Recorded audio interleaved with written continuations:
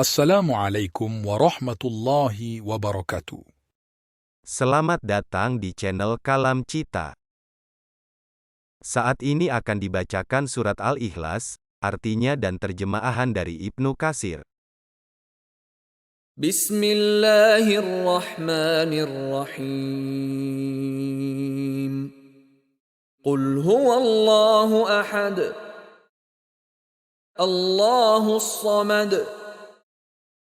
Lam yalid wa lam yulad. Wa lam yakul lahu kufuwan ahad. Artinya, dengan nama Allah yang Maha Pengasih lagi Maha Penyayang. Katakanlah, Nabi Muhammad, dialah Allah yang Maha Esa. Allah tempat meminta segala sesuatu. Dia tidak beranak dan tidak pula diperanakkan serta tidak ada sesuatu pun yang setara dengannya.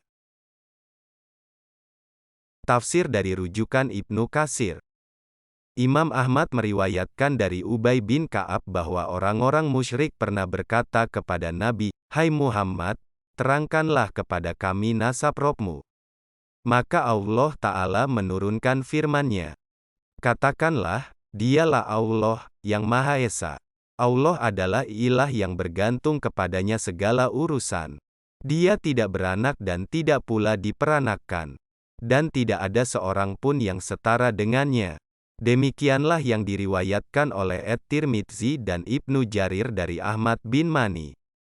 Ibnu Jarir dan At-Tirmidzi menambahkan, dia mengatakan, yang tidak beranak dan tidak pula diperanakkan, karena tidak ada sesuatu pun yang dilahirkan dan tidak ada pula sesuatu yang mati melainkan akan meninggalkan warisan.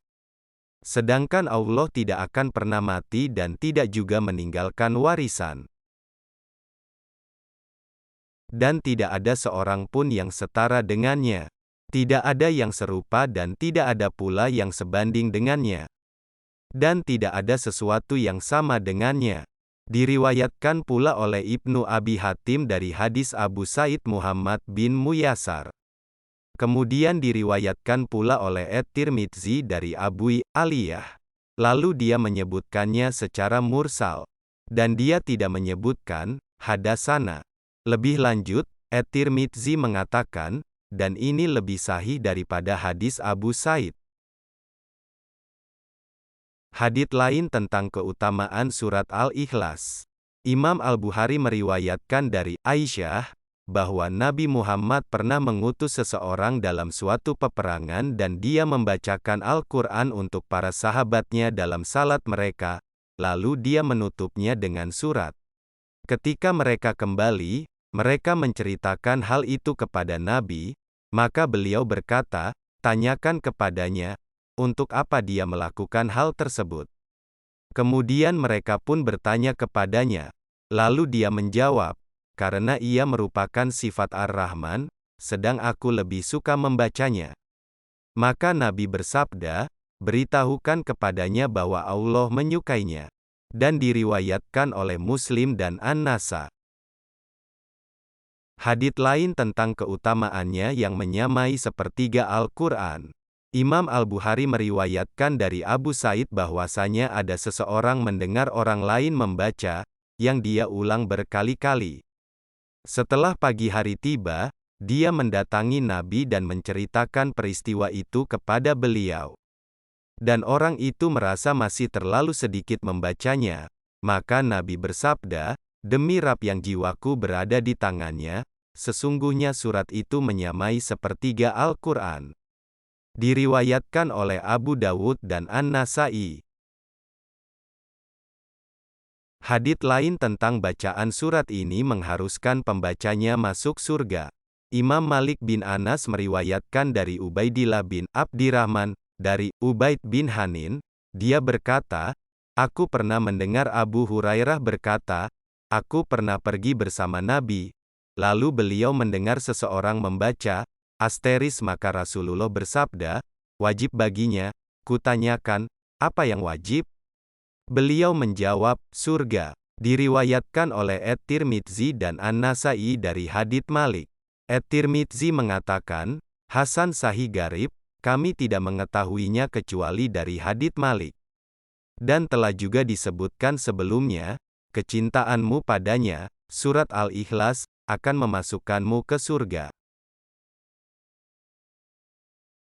Hadits lain, Abdullah bin Imam Ahmad meriwayatkan dari Usaid bin Abi Usaid, dari Mu'az bin Abdillah bin Habib, dari ayahnya, dia berkata, kami pernah merasa haus dan berada dalam gelap gulita, sedang kami tengah menunggu Rasulullah salat bersama kami.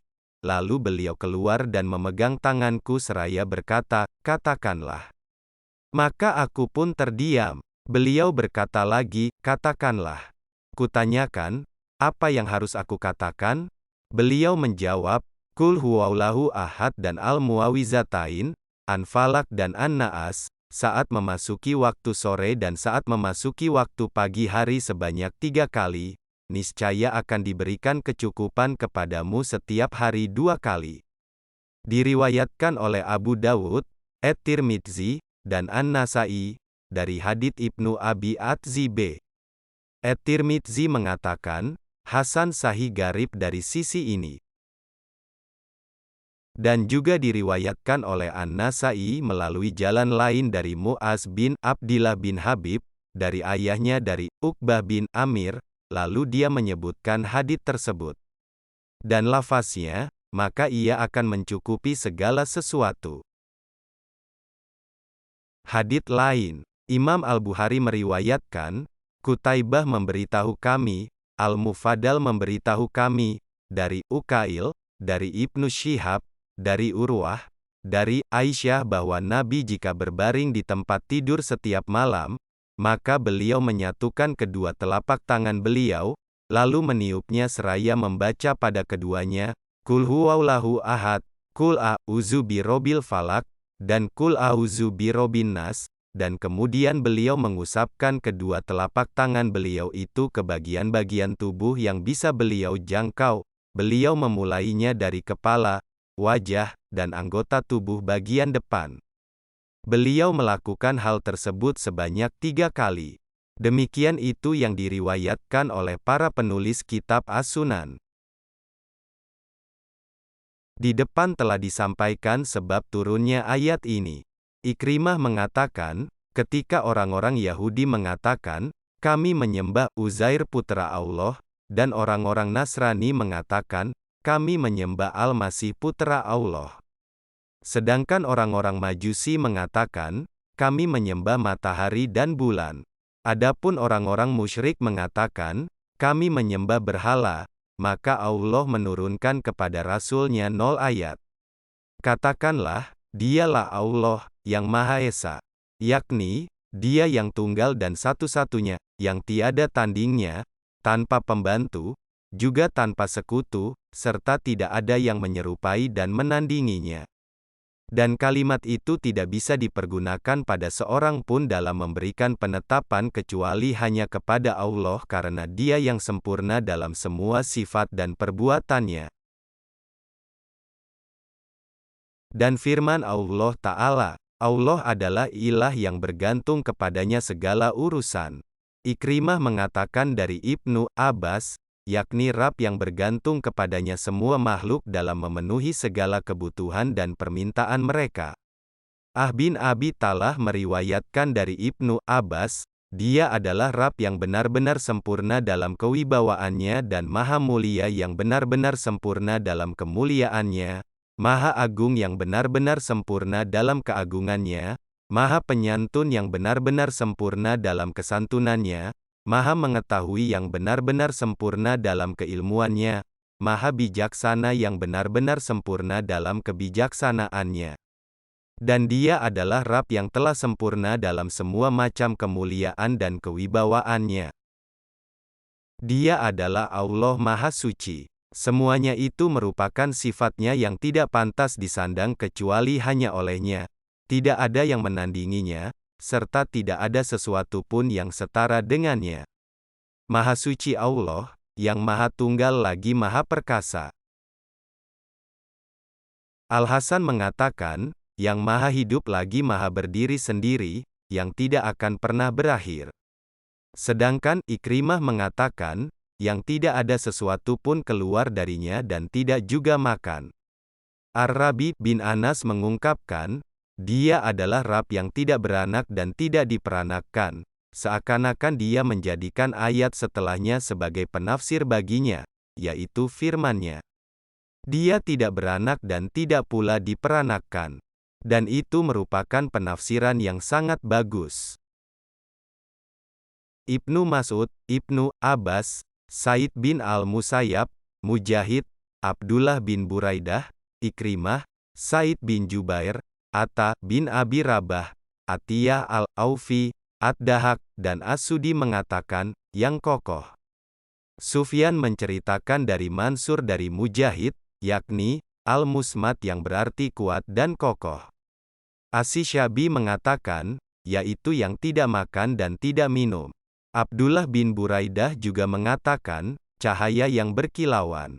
Semua itu diriwayatkan dan dikisahkan oleh Ibnu Abi Hatim, Al-Baihaqi, dan At-Tabrani.